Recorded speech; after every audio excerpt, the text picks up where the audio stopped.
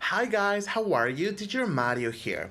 I know it's been a long time, but we are back and we are back with optional and required relative pronouns. Now, we have seen defining and non-defining relative clauses in the past for several times, and my advice is that if you still struggle how to identify the defining and non-defining relative clauses or just the relative clauses in general, I suggest you to go back to those videos beforehand and then come back to this one, because the optional and required relative topic is gonna be a follow-up from those videos, okay? And this topic, you can see it on unit 7a, which is on passages number 2. I'm revisiting this video because I saw someone on the comments having difficulty understanding the rules and how this works, okay? So we have no script today, we have nothing, so let's see if we can make this quick, shall we?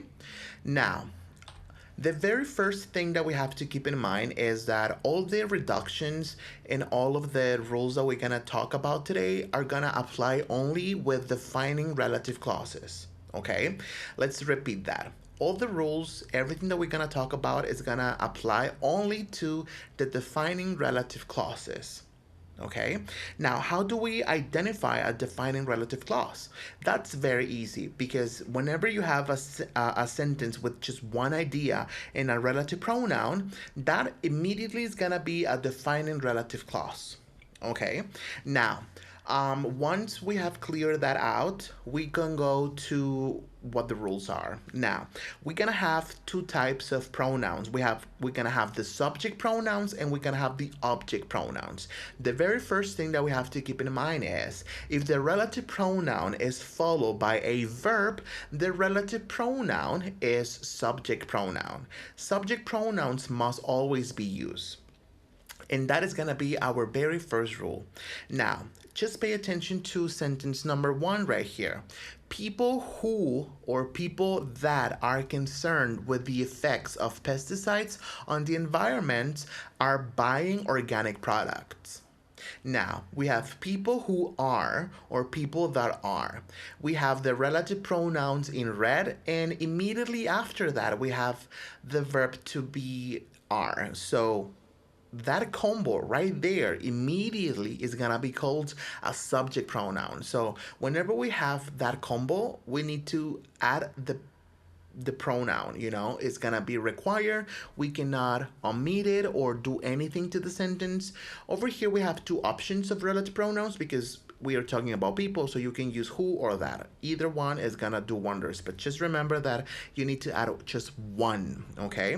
Now, in sentence number 2 says, social exercise programs that or which offer fun group workouts are on the rise. As you can see, these two, that and which, are followed by another verb, which is offer. So that combo right there, that offer or which offer, immediately is gonna be called a subject pronoun, and in this case, it's gonna be a required relative pronoun. So we cannot make any omissions, or we cannot delete it if we want to, okay? We have to put it there, and that's what we have to keep in mind, okay? So, a sum up of subject pronouns is in defining relative clauses, when the relative pronoun is the subject of the clause or it shows possession, the relative pronoun is required. When it is the object, it is usually optional. Okay, now, on the note that I just read, it says, or it shows possession. Now, the relative pronoun that shows possession is whose. So whenever we use whose in our sentences, in our defining relative sentences, is gonna be require. That means that we cannot make any omissions or anything. We have an example says, more professionals whose managers allow it are opting to telecommute or work from home. Whose manager? Okay, that whose is expressing, possession. So over here we cannot make any omissions and we can go just leave it like that. Okay, now the following one is the object pronoun. And if the relative pronoun is not followed by a verb, but by a noun or a pronoun, the relative pronoun is an object pronoun. And object pronouns are usually optional. And the pronouns that we can omit are that, which, who, and whom. You can see them in blue at the top. For example, hybrid cars are an option that more people are choosing or which more people are choosing. As you can see, the relative pronouns that and which are in parentheses. Now, this happens because right after those two, we have the word more. And more, it is not a verb, as you know. More is like a quantifier. So we can make an omission, we can make a reduction saying hybrid cars are an option more people are choosing. And that's it. Okay. Now, some elementary schools now offer classes for children who, whom, or that they once considered too young. As you can see, we have three options of relative pronouns, but after those three, we have the word they, and they is a personal pronoun, so that's not a verb, right? So we can make another omission saying, some elementary schools now offer classes for children they once considered too young. Okay, just making that omission right there. And that's it. So remember, if you have everything except a verb after your relative pronouns, that is an object. And if we have an object, you can make omissions, reductions. Okay.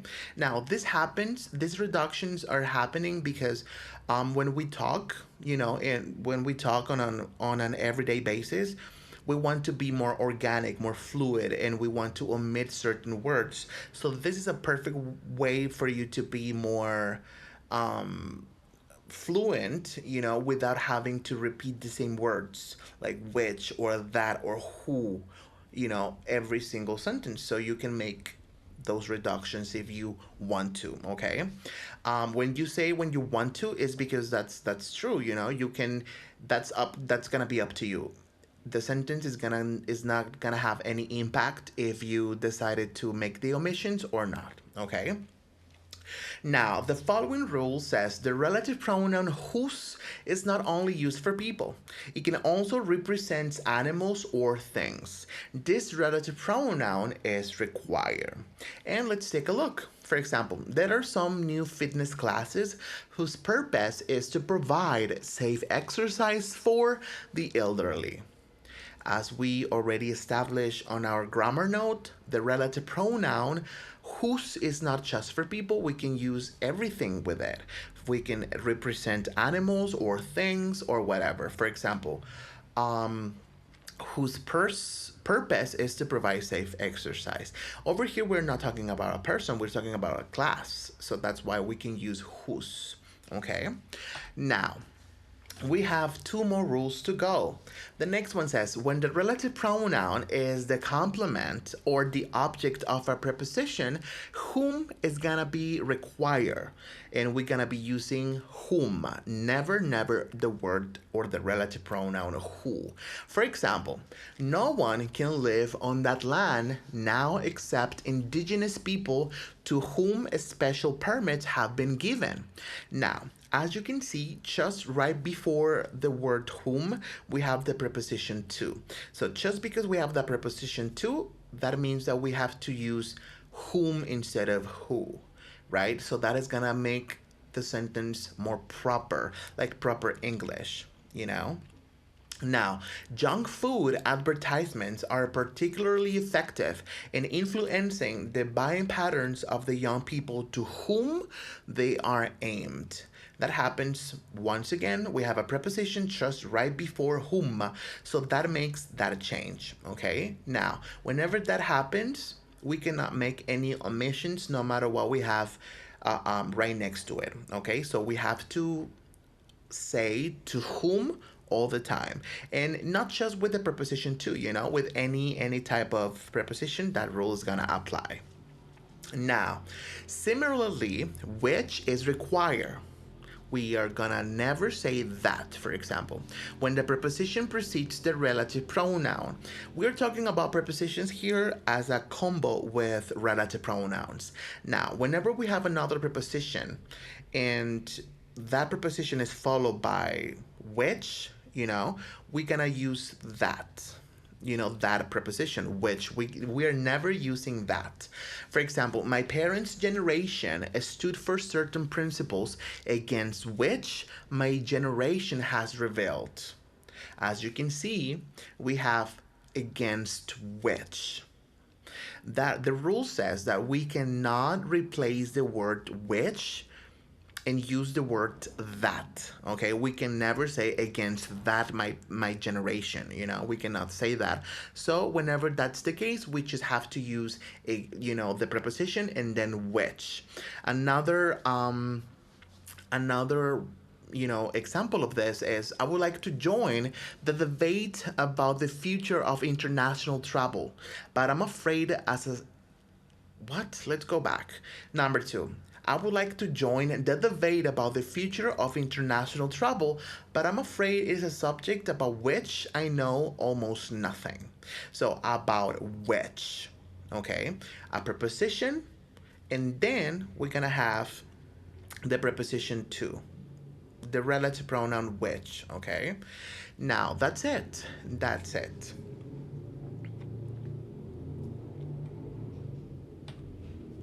Now, let's recap every single rule that we just mentioned. Okay. Now, the first one says when the relative pronoun is followed by a, the relative pronoun is a subject pronoun. Now, subject pronouns are always. This is gonna be very easy.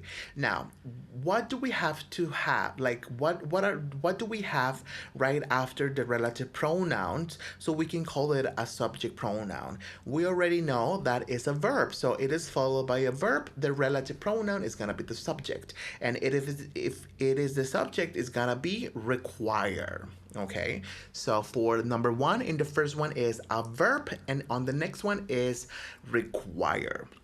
Now, when the relative pronoun is followed by, the relative pronoun is an object pronoun. And the object pronouns are usually, that's another very simple, because whether we have,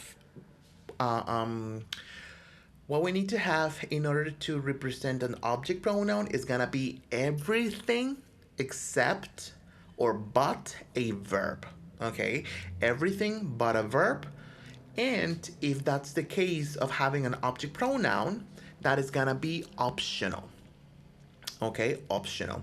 Now, for number three says, when showing possession, the relative pronoun whose is require. We cannot make any omissions or any reductions with this pronoun. We have to leave it as it is. Now, for number four says, when the relative pronoun is the object of a preposition, the relative pronoun we use instead of who is whom, with an M at the end, whom. And this relative pronoun is gonna be require. We cannot make any omissions, having a preposition, and if we need to represent a person, we have to use that with whom. Okay, now when the preposition precedes the relative pronoun, what relative pronoun is used instead of that? It's very simple. We have to use which. We are never using the relative pronoun that if we have a preposition right next to it, and if we need to represent, I don't know, an animal, a situation, something that it is not a person, we have to use which.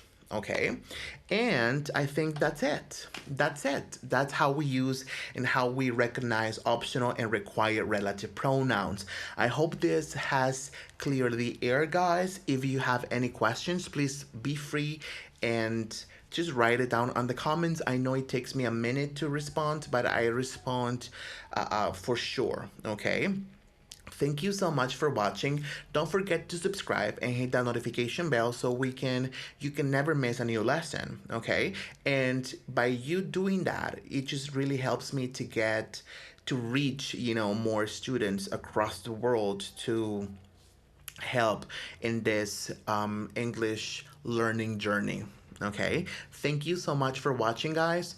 I hope everything is going well. Just leave every comment, any comment that you may need to express, and I'm gonna see you on the next video. Okay, take care.